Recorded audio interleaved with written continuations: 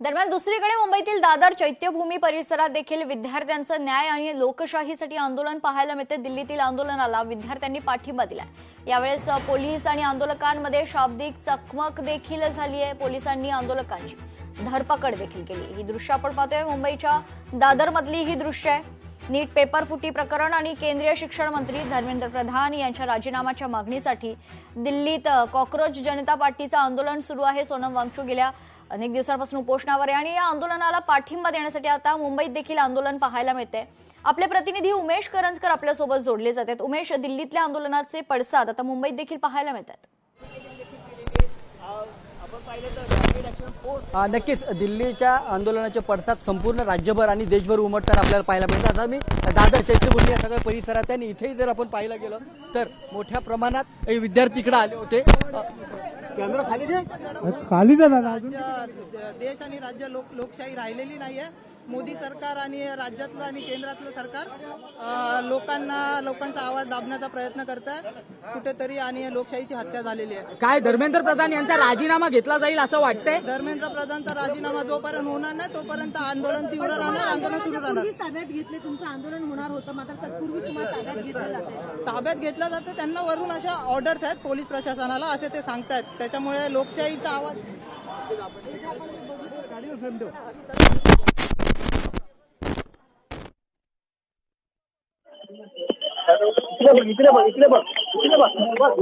केंद्रीय शिक्षण मंत्री धर्मेंद्र प्रधान यांच्या राजीनाम्याच्या मागणीसाठी कॉकरोच जनता पार्टीनं दिल्लीत संसदेवर मोर्चा काढण्याचा निर्धार केलाय।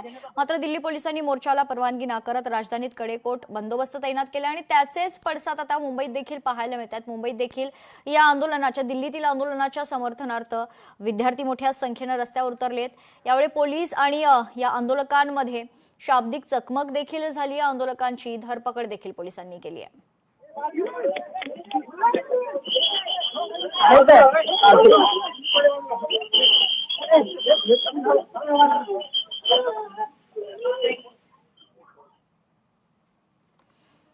तर या आंदोलकांना पोलीस आपल्या ताब्यात घेत आहेत। दृश्य आपण पाहतोय, थेट दृश्य आहे।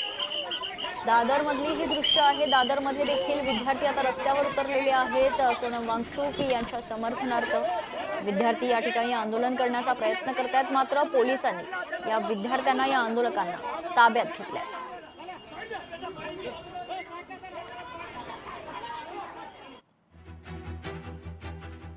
संपूर्ण देशभरात आता दिल्लीतील जंतर मंतरवरील आंदोलनाची पडसाद उमटताना पाहायला मिळत आहेत। दिल्लीत तर आंदोलन चिघळलंच आहे, मात्र संपूर्ण देशभरात या आंदोलनाला पाठिंबा देण्यासाठी आता मोठ्या संख्येनं तरुण वर्ग रस्त्यावर उतरतोय।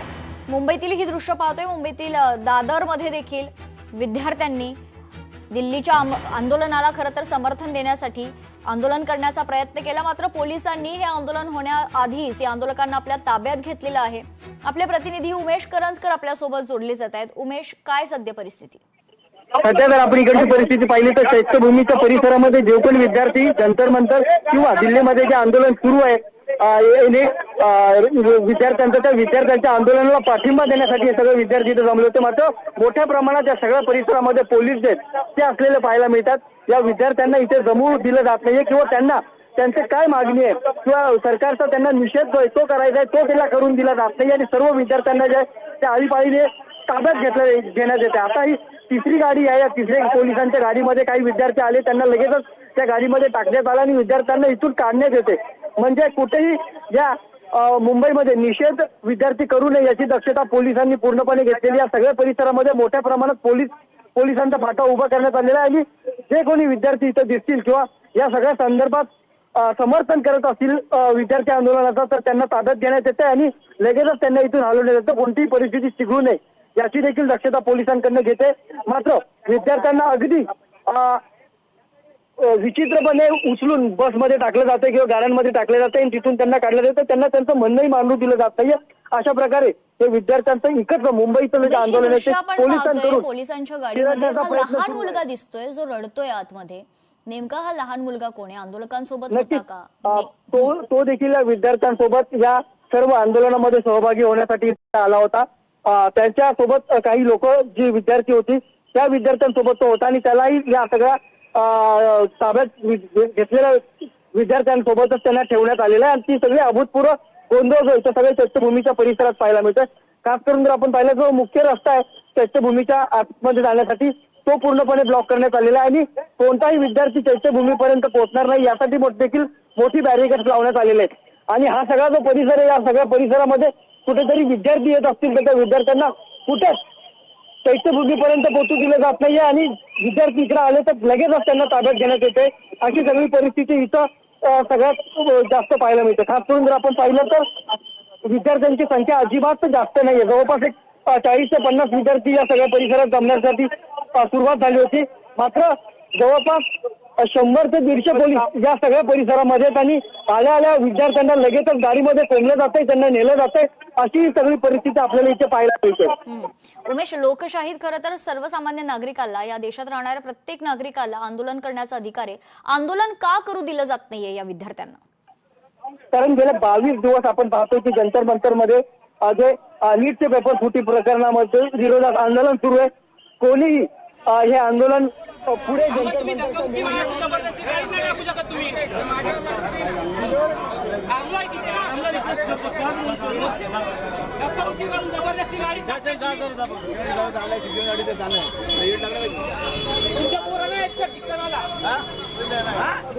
आणि आज चैत्यभूमी परिसरामध्ये या जंतर मंतरच्या आंदोलनाला पाठिंबा देण्यासाठी विद्यार्थी यावेळेस तिथे जमणार होते. त्यावेळेस ती सगळी परिस्थिती जी आहे ती आता आपल्याला पाहायला भेटते. मोठ्या प्रमाणात पोलीस बल आहे, सुरक्षा बल या सगळ्या परिसरामध्ये उभा आहे.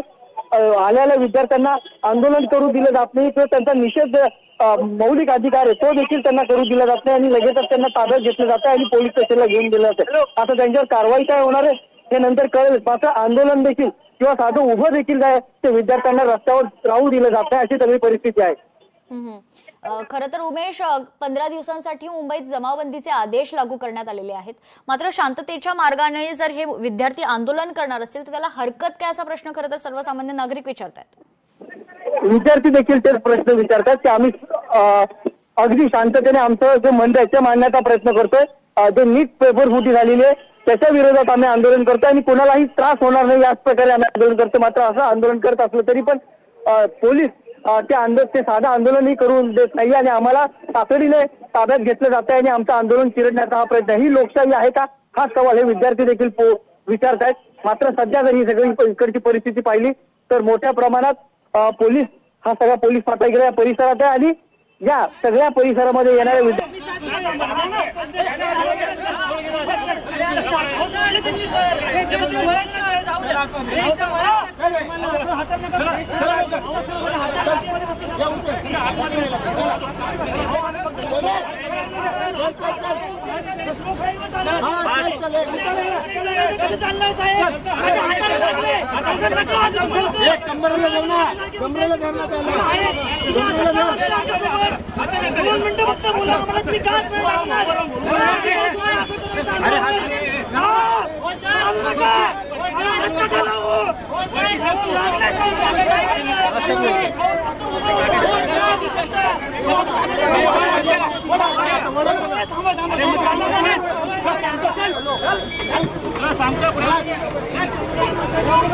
बसला युटर्न घेऊ द्या.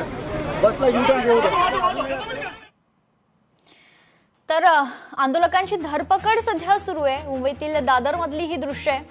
दिल्लीत सुरू असलेल्या आंदोलनाला पाठिंबा देण्यासाठी, या आंदोलनाच्या समर्थनार्थ खरं तर हे विद्यार्थी रस्त्यावर उतरले होते. मात्र त्याआधीच, आंदोलन करण्याआधीच पोलिसांनी या आंदोलकांना आपल्या ताब्यात घेतलं. उमेश करंजकर आहेत आपले प्रतिनिधी आपल्यासोबत. उमेश, नेमकं काय ह्या आंदोलकांचं म्हणणं आहे? एक शाब्दिक चकमक या ठिकाणी आपल्याला पाहायला मिळते. उमेश, नक्की अजूनही आपली शाब्दिक चकमक जी या सगळ्या विद्यार्थ्यांची त्यांच्यासोबत आलेल्या पालकांची पोलिसांबरोबर आहे. आम्ही फक्त साधा निषेधही व्यक्त करू शकत नाही का असा सवाल पोलिसांसमोर उपस्थित केला जातो. आम्ही निषेध व्यक्त करायला आलो होतो. नीट पेपर फुटी प्रकरणी आम्हाला निषेध व्यक्त करायचा आहे आणि जे शिक्षण मंत्री आहेत धर्मेंद्र प्रधान यांचा राजीनामा मी मागतोय. मात्र असं असताना देखील आम्हाला साधा निषेध व्यक्त केला जात नाही, ही हुकुमशाही आहे का, असा सवाल त्या सर्व विद्यार्थ्यांकडून उपस्थित केला होते. विद्यार्थ्यांसोबत काही पालकही आलेले आहेत, पालकही आपल्या विद्यार्थ्यांसोबत काही पालकही आलेले आहेत, पालकही आपल्या विद्यार्थ्यांसोबत सही चालू है यहाँ पे मार करने वाले लोग हैं जो यहाँ पे हमारे जैसे यंग पीढ़ी को जेल में डालने का देख रहे हैं। ऐसा नहीं होना चाहिए। भारत देश जिंदाबाद। मराठी सर्वांना विनंती